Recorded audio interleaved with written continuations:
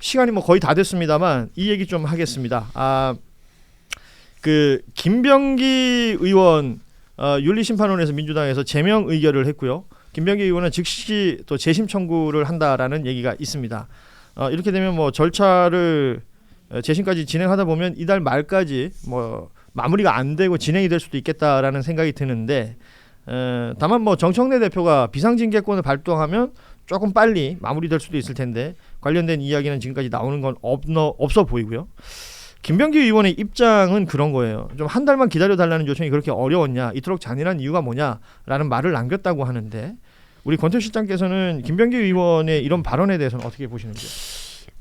김병기 그 의원은 전 원내대표를 하고 지금 당에 엄청난 지금 손실을 끼쳤잖아요. 예. 그런데 너무 자기의 그 뭐라고 할까 자기 입장만 생각하는 것 같아요. 이거는 법정에 나갔을 때 그러니까 아무런 책임이 없는 그냥 일반인이 법정에 나갔을 때 하는 행동과 거의 똑같은 지금 방식을 취하고 있는 게 아닌가. 자신의 그 방어권을 최대한 활용하는 그런 점에서 조금 안타깝다는 생각이 들고요.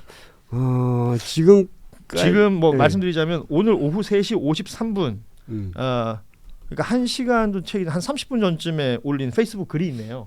예, 이게 김병기 의원이 올린 건데 제기된 의혹 중 하나라도 법적 책임이 있을 시 정치를 그만두겠습니다. 라는 얘기를 했습니다.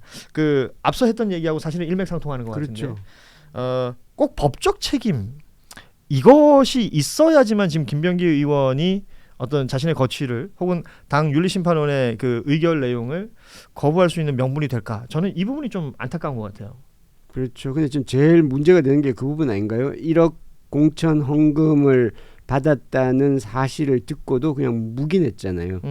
물론 이제 그게 법적으로는 뭐 어떤 정도의 그 위법 사항이 되었는지는 모르겠으나 그런 부분들은 사실은 당시 공천관리위원으로서 자격이 없는 것이고 그 이후 원내대표로서도 지금 당을 이렇게까지 힘들게 하면 것은 사실 이해하기 힘들죠. 정치적인 책임을 지는 것이 정치인들 아닌가요? 법적으로만 따지려면 그냥 뭐 그렇죠. 예. 그냥 법적에 그분은 법적에도 아니었습니다만은 이게 징계 시효를 언급하고 법적인 어떤 책임 이런 걸 언급하는 부분에 있어서의 아쉬움을 얘기하는 분들이 많고요.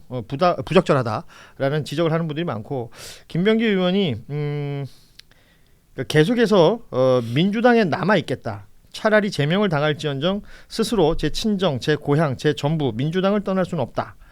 내처지는 한이 있더라도 망부석처럼 민주당 곁을 지키며 이재명 정부의 성공을 기원하겠습니다. 라고 썼어요. 오늘 한 30분 전쯤에 페이스북에. 이 이야기가 그 당에서 나오는 얘기 있잖아요. 소위 말하는 이제 애당심이라는 표현을 쓰던데 그것과 연결되는 것인지는 모르겠네요. 이건 뭐 꼭 그렇게 볼 수는 없을 것 같기도 하고요. 예. 아니 뭐 정치인이 한편으로 저는 뭐 연예인과 비슷한 부분이 있다라고 보거든요. 그러니까 뭐 지지자들의 지지가 있어야지 정치를 할 수 있는 거고 사람들의 목소리를 모으는 것이 정치. 사실 연예인보다 더 엄격하죠. 공인 아닙니까? 말 그렇죠. 그대로. 예. 근데 연예인도 사랑을 받고 있다라는 그걸로 이제 어떻게 보면 본인의 지위를 유지해 간다는 건데 10대 때 저지른 학교 폭력 하나만 나와도 30, 40대 연예인들도 그냥 방송계에서 사라집니다. 근데 지금 이 와중에 법적으로 시효를 따져가면서 징계 시효라는 말을 꺼내는 순간 저는 정치인으로서 자격이 없어졌다고 봐요. 예.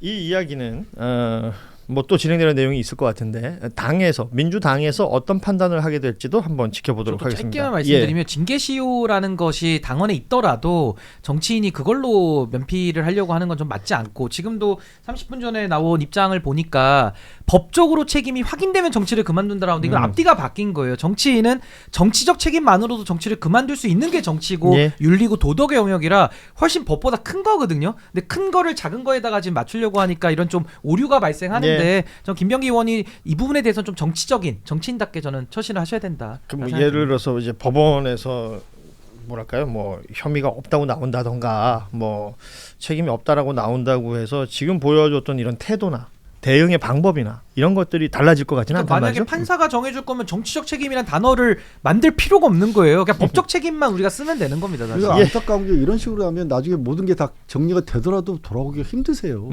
더. 자, 시간은 다 됐습니다만 오랜만에 이제 신인규 변호사가 1시간 풀로 앉아 있었기 때문에 몇 분 더 하도록 하겠습니다. 재밌네요.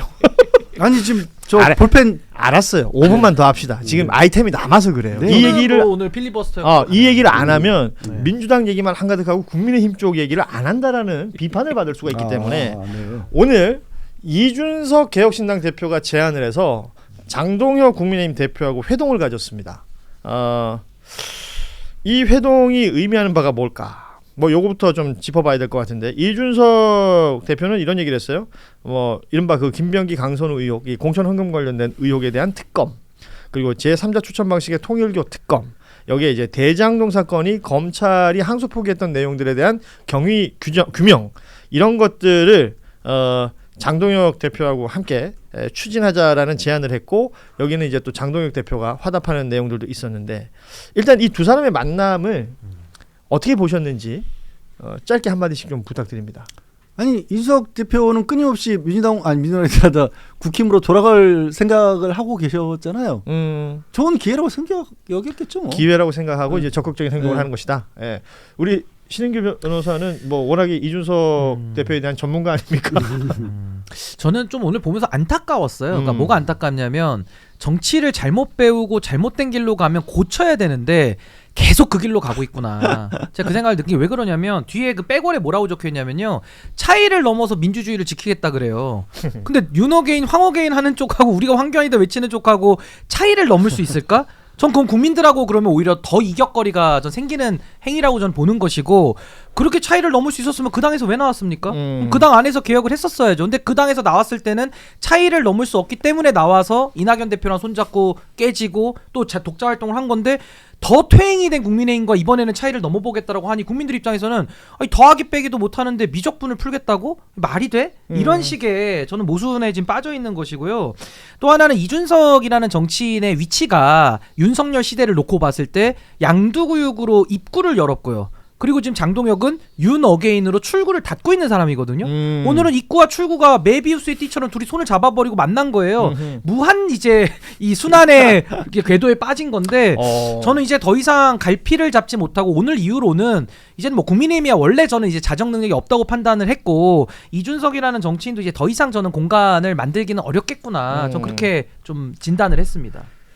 자, 이준석 대표가 이 제안을 할 때, 그러니까 연석회의라는 표현을 쓰면서 조국혁신당을 함께하자라고 얘기를 했었어요. 조국혁신당에서는 이런 지하 거절을 했죠.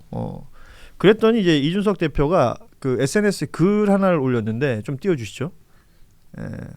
한국하고 일본이 사이가 안 좋아도 외계인이 쳐들어오면 힘을 합쳐야 된다라는 고 노회찬 의원의 저 이야기를 인용하면서 저런 게시물을 올렸습니다. 이 발언과 이 게시물에 대한 평가를 우리 권태호 실장께 한번 여쭤보죠. 저도 아침에 이 얘기를 듣고 이게 할 말이 있고 이제 인용을 근데 이준석 대표는 항상 인용을 약간 이게 맞나라는 싶은 인용을 많이 해요. 인용을 잘못한 거라 그러죠. 인용을 잘못한. 일부러 그렇게 한 것 같은데 이게 2012년도 총선 때 그때 당시 새누리당, 새누리당의 그 새누리당이 MB 정권 그때 이제 MB 정권에서 새누리당 당명 바꾸고 그랬었죠. 그랬을 때 이제 그때 당시 통합진보당하고 이제 민주당하고 이제 같이 야권 연대를 해서 이제 선거연대 이제 그 총선에서 선거연대란다고 한다고 했을 때 새누리당 쪽에서 이게 서로 그 입장이 다른데 무슨 이렇게 연대를 하느냐. 그리고 차라리 통합을 하지 합당을 하지 그렇게 약간 비아냥됐을 때 이제 이 이야기를 했단 말이에요. 이제 외계인이 들어오면 한국과 일본이 사이가 나쁘더라도 외계인이 들어오면 공동의 적에 맞서 같이 싸워야 되는 거 아니냐. 이거는 말이 되죠. 이제 그때 당시에 이제 집권당인 MB의 그 당시에 이제 여러 가지 그렇죠. 노회찬 의원의 비유는 당시 뭐 명비유로 많이 회자가 됐었습니다. 그렇죠. 굉장히 쉽게 할 수 있는 그런 이해할 수 있는 얘기가 들었죠. 근데 지금 이 상태에서는 방금 이제 신인규 변호사 얘기했지만 사실은 지금 외계인이라고 하면 윤어게인과 윤석열 쪽이나 그쪽이 지금 외계인이죠. 이게 지금 집권을 했냐 안 했냐 그걸 떠나서. 근데 다만 이제 지금 이렇게 하는 것은 대부분 다 두 분들이 정치적 제스처에 대한 이해관계 때문이라고 봅니다. 저기 장동혁 대표는 한동훈을 계속 배제하면서 어떻게든 수도권과 청년층에 대한 어느 정도 모션을 취해야 되고 이준석 대표는 한동안 너무 정치 무대에서 빠져 있었잖아요. 그러니까 어쨌든 간에 지금 이제 우리가 지금 이준석이라고 거론해야 되고 기사도 좀 나오고 이런 게 좀 필요하겠죠. 어차피 뭐 선거연대는 힘들 거고요. 예. 이준석 입장에서는 굳이 선거연대 해가지고 뭔 도움이 되겠습니까? 아니 지금 뭐 그런 건 어떻게 보세요? 장동혁 대표 입장에서는 뭐 당 지지율을 올린다든지 아니면 수도권 공략을 위해서 약간 젊은 보수, 뭐 이준석의 이미지가 필요하다라는 해석이 있는 것 같고, 이준석 대표 입장에서는 그러니까 세 석밖에 없는 작은 당이니까 좀 의석수 많은 국민의힘하고 선거에서 좀 실질적인 그 연대를 통해 가지고 자신들의 이제 포션을 좀 키울 수 있지 않을까라는 생각을 한다면 서로 주고받는 게 있을 수도 있겠다, 선거 연대에 있어서. 뭘 하나 큰 걸 줘야 될 걸요. 큰 걸 줘야 기업신당 된다. 쪽에. 근데 이게 그냥 심플하게 말하면 우리 실장님께서 잘 정리해 주신 대로 이준석 의원이 지금 피하 식별의 오류, 지위 혼동의 오류를 겪고 있는 거예요. 그러니까 누가 외계인이냐를 먼저 놓고 보면은 본인이 장동혁이라고 하는 윤석열의 외계인을 계승한 사람과 손을 잡으면 본인이 외계인이라는 생각을 한번 해봐야 되거든요. 그럼 국민들 입장에서는 이준석, 장동혁을 외계인으로 해가지고 막아야 되는 거예요. 근데 그걸 가지고 본인이 프레임을 바꿔서 이재명 정부가 외계인이고 내가 장동혁하고 손잡는데 우리가 지구인이야. 그럼 정상이야. 그 어떻게 정상됩니까? 내란범을 어떻게 옹호하는 게 정상이 되냐고요. 그러니까 이준석 의원의 가장 큰 문제가 본인을 띄웠던 그 언론들에 대해서 비판 한마디도 못하고요. 검찰 한마디도 비판 못합니다. 사법부 비판은 하지만 바로잡지는 않으면서 그들에게 공간을 내주는 식으로 늘 국민들을 속여왔거든요. 예. 그 양두구육 정치고 선거 중독자라고 본인이 스스로를 규정할 만큼 표만 되면 모든 걸 하겠다라는 그 목적지향적인 삶을 살아온 거예요. 그러다가 윤석열 시대까지 열고 본인이 권력 투쟁에서 쫓겨나고 지금 여기까지 온 거거든요. 예. 그러니까 여전히 저는 본인이 어느 위치에 서 있는지를 본인의 철학과 세계관과 본인의 인식 자체가 지금 왜곡돼 있기 때문에 자꾸 오류적인 결정이 투입이 되고 오류적인 결과물이 자꾸 산출이 되는 악순환에 빠져 있는 거 아닌가, 저 예. 그런 생각이 듭니다. 자, 아무래도 그 퇴근 시간이 지나서 그런지 양절 변호사 이제 말이 현격히 줄었죠. 예. 총량을 다 사용을 한 것 같습니다. 총량제로. 자, 오늘 화요일에 함께했던 뉴스다이브는 이렇게 마무리하도록 하겠습니다. 사실은 그 저희가 이제 뉴스를 전해드리고 뭐 각각 우리 패널 분들의 의견을 전해드리는 시간이기도 합니다만, 어떨 때는 토론이 필요하고요. 그럼요. 예, 어떨 때는 뭐 브리핑이 필요할 것이고, 어떨 때는 의견을 전하는 시간이 필요할 것 같은데, 요즘은 그 모든 것이 혼재되어 있는 시간이라 정해져 있는 시간 안에 뉴스를 다 소화한다는 게 쉽지는 않습니다. 하지만 저희 충실히 전해드리도록 애쓰고 노력하도록 하겠습니다. 오늘 화요일 뉴스다이브는 이렇게 마무리하고요. 저희는 내일 오후 3시 30분에 다시 찾아뵙겠습니다. 고맙습니다. 네, 예, 감사합니다. 고맙습니다.